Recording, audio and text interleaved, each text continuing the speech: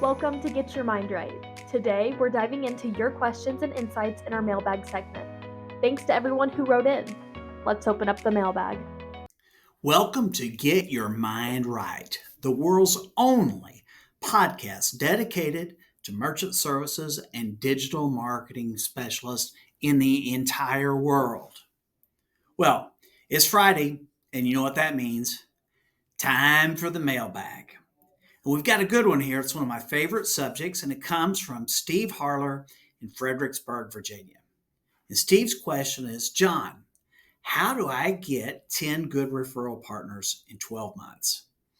Oh boy, I get asked about referral partners all the time, but I think it's the first one I've ever been asked it in this specific manner. And it's a great question, right? So first of all, Steve, building 10 solid referral partners is not rocket science, but it's going to take you some consistent action. So let's break it down. I really like looking at this in phases. And your first phase is about months 1 through 3, and you're in a hunting phase. And what you do is you start with a really wide net. Think of all the people you know: bankers, accountants, insurance agents, payroll sales rep. These folks are ideal because they already work with your ideal target clients. Now, this is where a lot of handshaking, exchanges of cards, and the planting of seeds is going to happen. Now, but here's the catch. Only about 20% of these people are going to be worth your time. The other 80%, well, let's just say they're recreational networkers.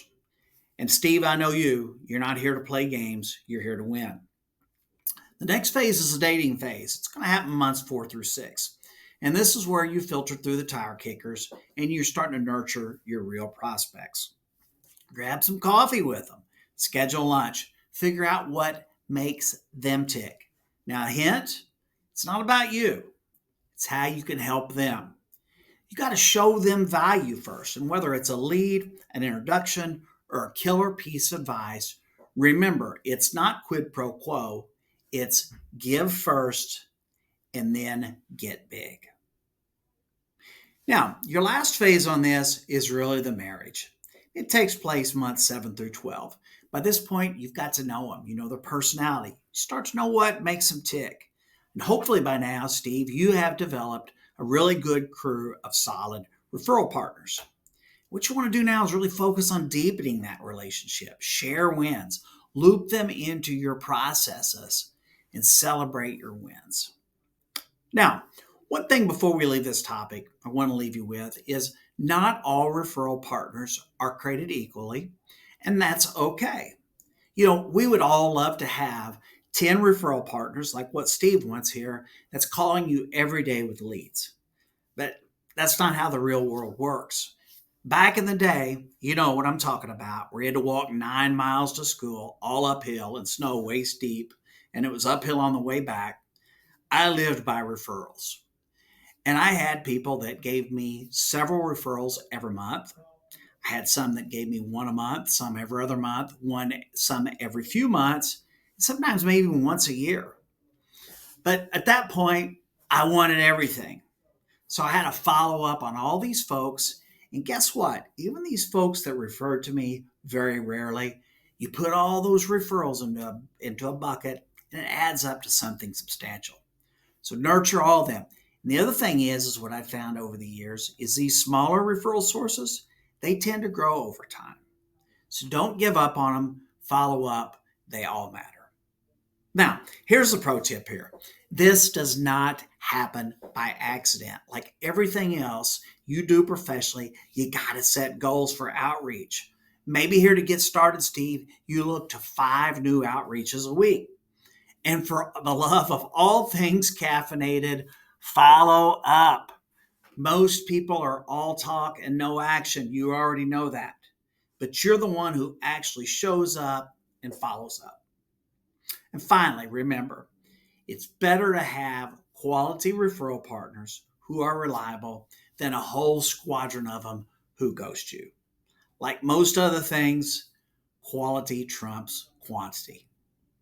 Thanks for the question, Steve. My next question comes from Brad Harler in Nashville, Tennessee. And Brad asked me, John, what's the biggest challenge for a payment professional when they change companies? Oh, man, where do we start here? Brad is flat putting it on me. Well, Brad, changing payments companies is like moving into a new house. Everything's unfamiliar. You don't know where the light switches are. Your neighbors might be a little bit weird. But the biggest challenge is rebuilding trust. Because let's be real here. You're walking away from a network of merchants and partners and colleagues that you already know. You were the man. Now you're at square one with a shiny new business card and a whole lot of explaining to do. So the first thing you got to do is reset your credibility. Because remember when you told your merchants that you were the best solution for their business? Well, now you're pitching something new. You got to convince them you're the same trusted pro, only now you got better tools. It's like selling someone a Ford, and then a year later you come back to them and you say, I got Tesla for you. Your next thing, Brad, is you're going to have a learning curve. Every company has its quirks, new systems, new processes, new lingos, new processes, new BHAGs. You're going to spend the first few months feeling like the freshman at the new high school. So, your pro tip here is ask a lot of questions and ask them early and often. Nobody expects you to know everything, but they do expect you to know enough to learn. So the next thing, Brad, is for you to check your ego at the door, because you may have been a rock star at your old company, but guess what? Back to proving yourself. You're the rookie all over again. Use this as fuel. My last piece of advice on this is to bridge the gap. Always be mindful of your merchants. When your merchant shows up, they're not all that excited that you've got a new car and a new job. They're thinking, oh, great, another change I have to deal with, and change equals pain.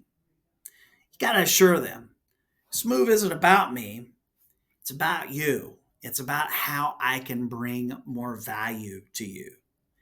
Then you got to prove it. So here's the fix for all this. Keep your relationships front and center. Go visit your top merchants right away. Tell them exactly the reason why you made this move and what's in it for them. Whether it's better service, better tools, better products, more robust service, you have got to present a convincing and real case. And last but certainly not least, never ever forget that merchants buy from people. They buy from you. Stay consistent, keep delivering value, keep your word, keep your merchant first, and you will find that your merchants will continue to follow your good advice. Great question, Brad. I appreciate you sending that in. That's all the time we have for this week on Mailbag Friday. I'll see you here on Monday morning. And until then, keep your mind right.